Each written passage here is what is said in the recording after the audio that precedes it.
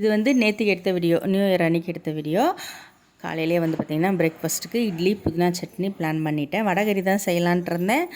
அதுக்குள்ளேயும் வடகறி லேட்டாக வேறு எழுந்திரிச்சிட்டேன். பருப்பு ஊறி அதை செய்கிறதுக்குள்ளேயும் லேட் ஆகிடும்ன்றதுனால புதினா சட்னி பிளான் பண்ணிட்டேன். இட்லி அந்த பக்கம் ஊற்றி வச்சிட்டேன். கருப்பு உளுந்து அதுவும் கிரைண்டரில் அரைச்சின்னும் போது இட்லி நல்லா சாஃப்டாக பஞ்சு மாதிரி வரும். இட்லி ஊற்றிட்டேன். அடுத்து வந்து பார்த்திங்கன்னா புதினா சட்னி தான் ரெடி பண்ணிகிட்ருக்கேன். இந்த மாவு பார்த்தாலே தெரியும், நல்லா பபுள்ஸாக இருக்கும்போது அந்த இட்லி வந்து சூப்பராக இருக்கும். நம்ம மாவு பார்க்கும்போது இன்றைக்கி இட்லி நல்லா வரும்ன்றதை நம்ம கணிச்சிடலாம். புதினா சட்னிக்கு எண்ணெய் ஊற்றிட்டு அதிலே வந்து உளுந்தம்பருப்பு, இஞ்சி, பூண்டு போட்டு அது கூட கருவேப்பிலை, வெங்காயம்லாம் போட்டு வதக்கினதுக்கப்புறமா தக்காளி, பச்சை மிளகாவும் போட்டுக்கிறேன். இதையும் நல்லா வதக்கிக்கலாம். இந்த வெங்காயம் தக்காளி வதங்குற வரைக்கும் நல்லா வதக்கிக்கலாம். வெங்காயம் தக்காளி எதுக்காக போடுறோன்னா கொஞ்சம் நிறையா வரும் குவான்டிட்டி. உங்களுக்கு வெங்காயம் தக்காளி இல்லாமல் கூட அரைச்சிக்கலாம். அடுத்து தேங்காய் போட்டேன். புதினாவை வந்து நல்லா தண்ணி பிழிஞ்சுட்டு அதையும் போட்டு கொத்தமல்லியும் போட்டுக்கிட்டேன். கொத்தமல்லி போடும்போது இன்னும் அது கொஞ்சம் ஃப்ளேவர்ஃபுல்லாக இருக்கும். அந்த கலர் வந்து மாறாது, க்ரீனிஷ் கலர் வந்து மாறாது. வெறும் புதினா போட்டிங்கன்னா அது கொஞ்சம் கருப்பாயிடும்.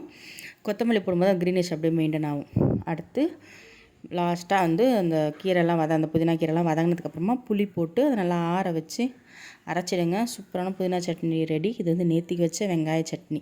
இந்த வீடியோ பிடிச்சா லைக் பண்ணுங்கள். பாய்.